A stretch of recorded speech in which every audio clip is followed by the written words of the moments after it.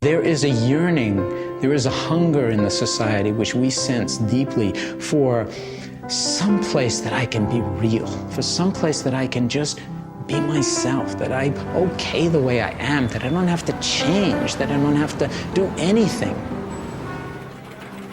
Now that we're in the digital age, all bets are off about what's going to happen with stress, because we've introduced entirely new levels of stress into our lives, the stress of information processing and the speed at which things are going.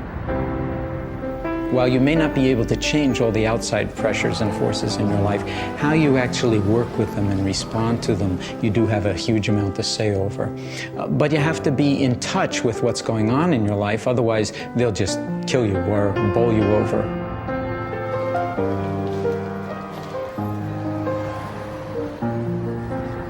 It's not the stress so much, but how you handle it within limits that is what really makes the difference.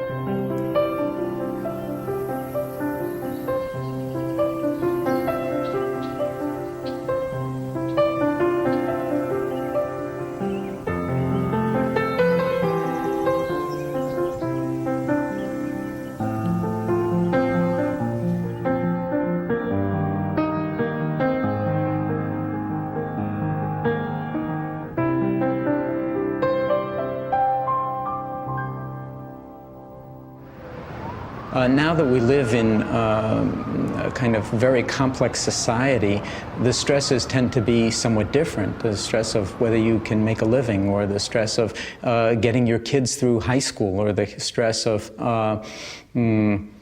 feeling like your job is being downsized, or you're no longer happy in your work, or you are having a hard time in your relationships with people. Those things can be very, very stressful.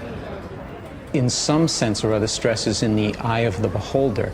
What's stressful to one person is not stressful to somebody else. So somebody might deal with pressure at work extremely well, and in fact only thrive under periods of pressure at work, whereas somebody else just goes to pieces under that same kind of pressure.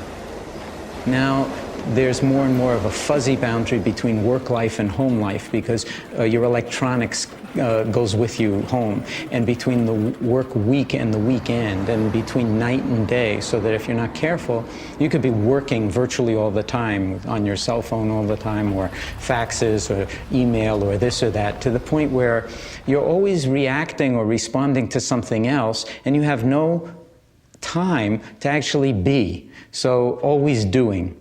So one of the key dimensions of stress reduction and of the work of mindfulness is to actually recapture the being in human being, so that we don't, as the cliche goes, become entirely fantastic human doings, and in the process stress ourselves out enormously.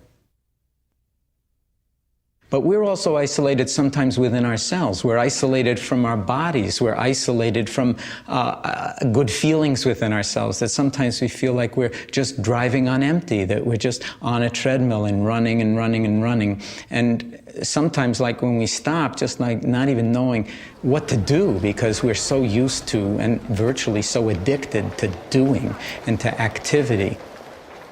Another feature of our society at this point in time is that a lot of the traditional structures that buffered us from the stresses of living are no longer quite so robust. So the family is under huge levels of stress that it didn't used to experience, in part because we're so mobile. So one generation may be scattered all over the country, the other generation is home.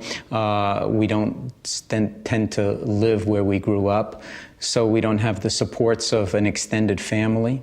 Very often the same thing with church or with religion. The church used to, in some way, create a kind of community and a buffer and a holding environment for us to feel like we knew who we were and we knew where we were going.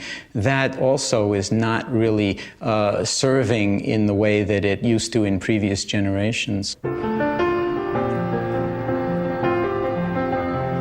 So that's why we set up the stress reduction clinic at the UMass Medical Center 20 years ago now, in 1979, to catch people who were really feeling the effects of stress in their lives often to the point where it is manifested in the form of frank diseases of one kind or another, or chronic pain conditions or whatever, which just compounds the stress in your life, and give them an opportunity in an environment for learning how to mobilize what we call our deep inner resources for learning, growing, and healing virtually across the lifespan. That we all have these deep inner capacities for healing, but we don't have the traditional structures for helping us to get there anymore. So in a sense, we have to develop them for ourselves.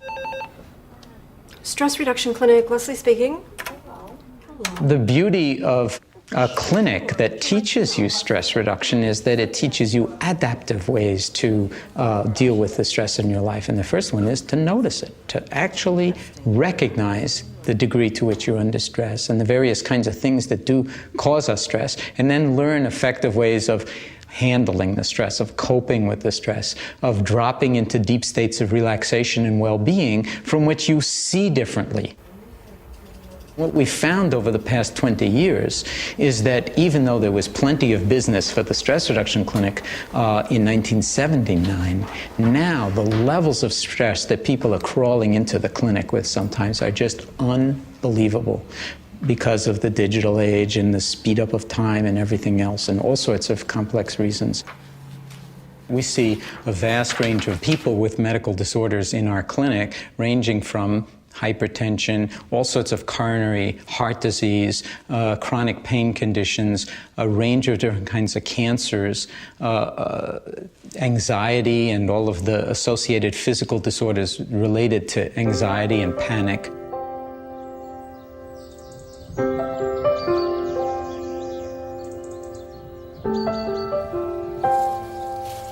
I think the irony is that we have a hell of a lot more technology, but we have less time than ever for ourselves.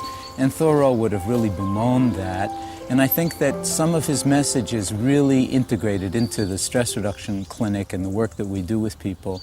And it's in some ways the message of mindfulness. Walden is really a rhapsody about mindfulness. It's all about the value of the present moment and the beauty of living in the present moment. He called it the bloom of the present moment, and spoke about sitting in his doorway all day watching the sun move across the sky and listening to the birds and to feeling the wind on his face as it whistled through the trees.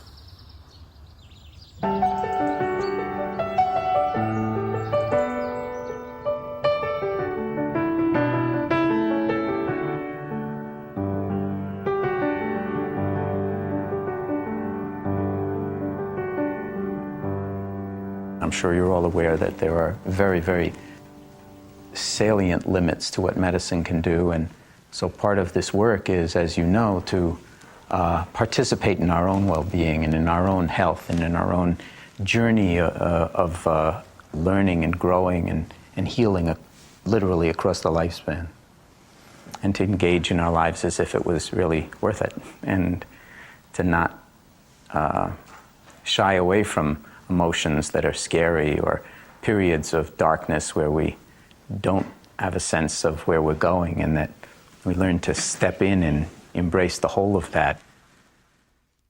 I was taking so much medication and I couldn't cope with the stress of a busy life that our family lives, and I just was hardly functioning with my